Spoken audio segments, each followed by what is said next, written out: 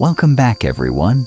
Today we continue our deep dive into one of the most chilling kidnapping cases to grip the city, the mysterious disappearance of single mother Ju Han.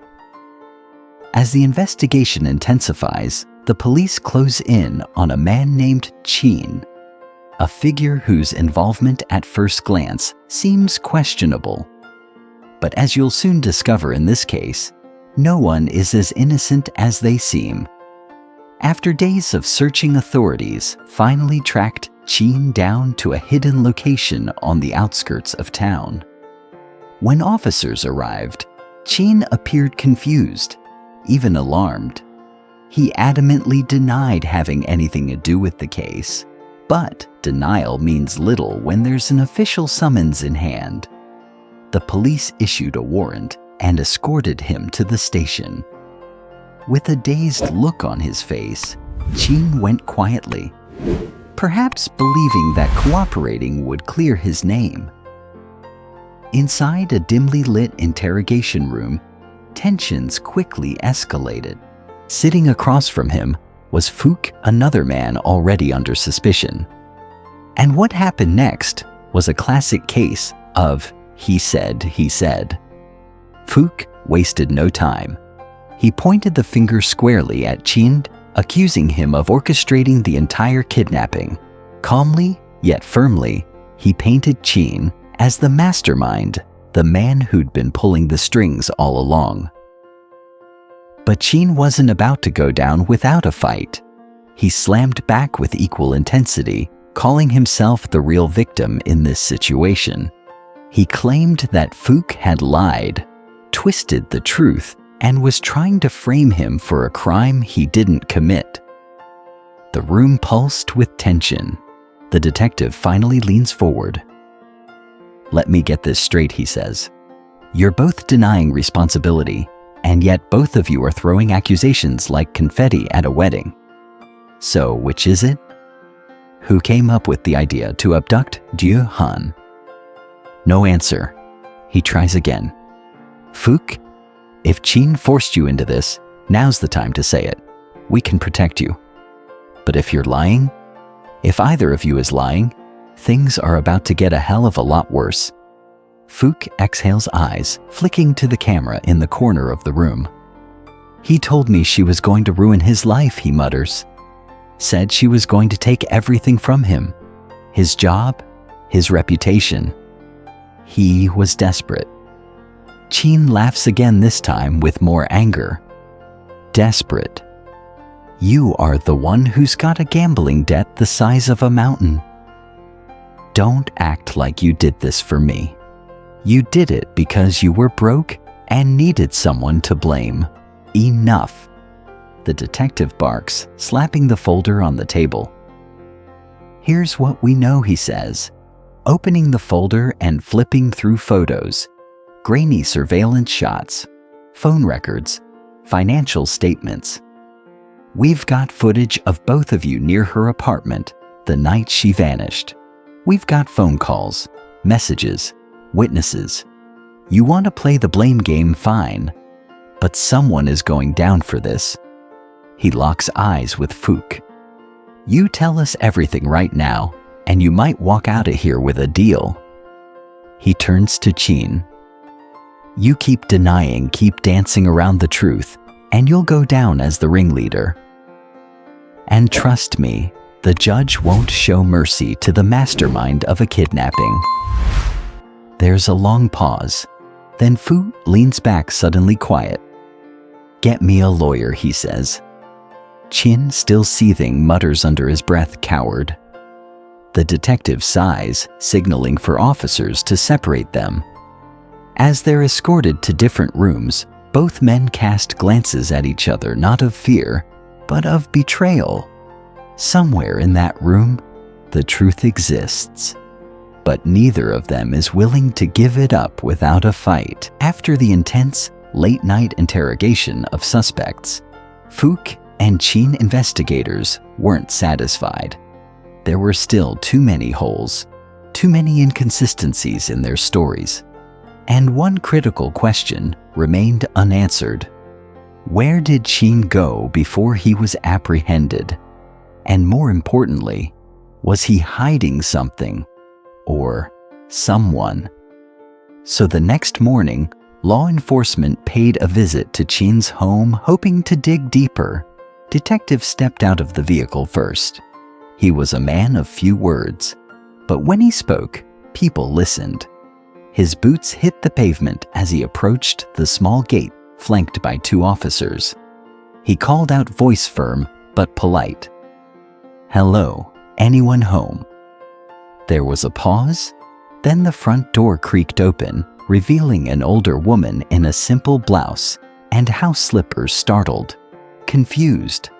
It was Qin's wife.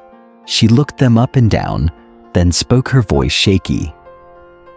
Is this about my husband?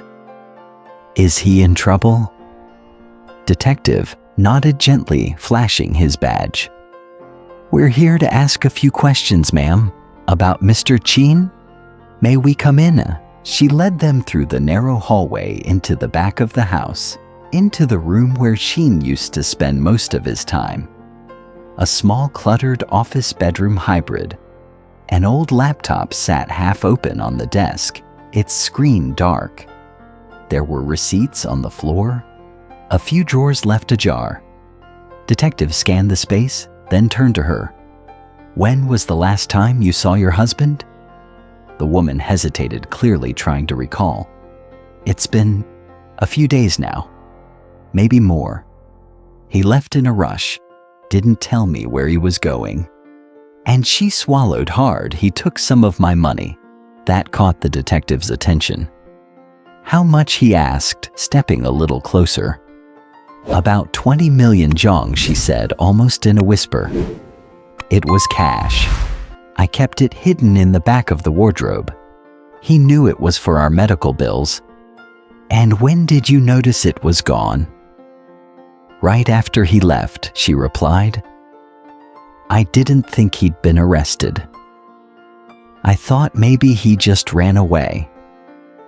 I didn't know it was this serious." Detective asked for permission to search the house. She nodded. For over an hour, they combed every inch of the home. They were looking for anything: a phone, a piece of clothing, a hidden message, even DNA, anything that could corroborate or contradict Qin's claims from the night before. But there was nothing.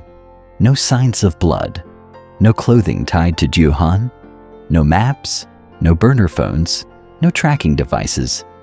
The only thing they could confirm was the stolen money, and even that raised more questions than answers.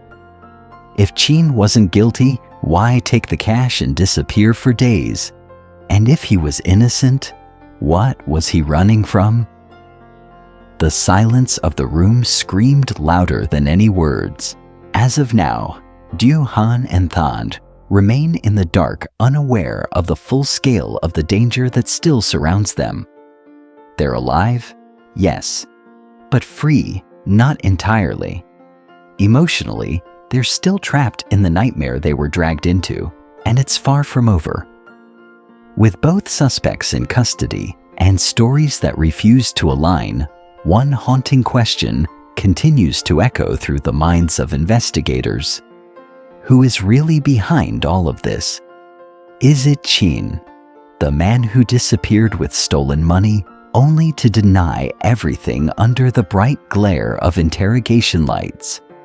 Is it Foos, the alleged accomplice who plays the victim, but just might be the one pulling the strings? Or is there someone else entirely? Someone still out there watching it all unfold from the shadows. The deeper the police dig, the murkier the truth becomes. What seemed like a straightforward kidnapping is starting to look more like a carefully orchestrated operation, and the person responsible may still be walking free. Meanwhile, clues are running dry. Time is slipping away, and the lives of 2 innocent people hang in the balance. What's waiting just beyond the next corner? A confession? A betrayal? or something no one ever saw coming. One thing's for sure, the truth is out there, and we're getting closer. But for now, the mastermind remains a ghost, and the mystery continues. Dù đã trải qua nhiều khó khăn và thử thách, nhưng giây phút này lại khiến cô cảm nhận ra rằng sự kết nối với những người bạn là điều quý giá. Cô cảm thấy mình như được trở lại một phần của quá khứ, nơi mà tình bạn và tình cảm chân thành là những giá trị vững chắc. Thành nhìn vào Hân, chợt nhận ra rằng thời gian đã thay đổi rất nhiều. Cô không còn là cô gái yếu đuối mà anh từng biết nữa. Cô đã mạnh mẽ hơn rất nhiều, đã học được cách đứng vững trong một thế giới đầy thử thách. Anh không thể không tôn trọng sự kiên cường của cô. Danh nhìn vào họ cũng cảm thấy rằng trong khoảnh khắc này, dù mọi thứ đã thay đổi, nhưng tình bạn và sự tôn trọng lẫn nhau vẫn là giá trị quan trọng nhất. Không khí giữa ba người bây giờ không còn sự ngượng ngùng hay căng thẳng. Họ cùng nhau chia sẻ những câu chuyện cũ, những kỷ niệm đã qua, và rồi những tiếng cười vang lên nhẹ nhàng và tự nhiên. Mặc dù trong lòng mỗi người đều có những suy nghĩ riêng, nhưng họ đều biết rằng tình cảm và sự tôn trọng lẫn nhau sẽ giúp họ vượt qua mọi khó khăn. Diệu Hân cảm thấy một sự ấm áp trong lòng. Dù cuộc sống đã đưa cô bao thử thách, nhưng giờ đây, khi ngồi bên cạnh những người bạn, cô cảm thấy mình được yêu thương và trân trọng. Cô không cần phải làm mọi thứ một mình nữa. Cô biết rằng có những người bạn sẽ luôn ở bên cô, sẵn sàng giúp đỡ khi cô cần. Cả ba người, mỗi người một câu chuyện, nhưng tất cả đều có chung một điểm, đó là tình yêu và sự tôn trọng lẫn nhau. Họ không còn là những người xa lạ, mà là những người bạn thân thiết, hiểu rõ và trân trọng nhau hơn bao giờ hết. Và trong khoảnh khắc này, họ biết rằng dù cuộc sống có thay đổi thế nào, tình yêu và tình bạn sẽ luôn là những yếu tố vững chắc nhất.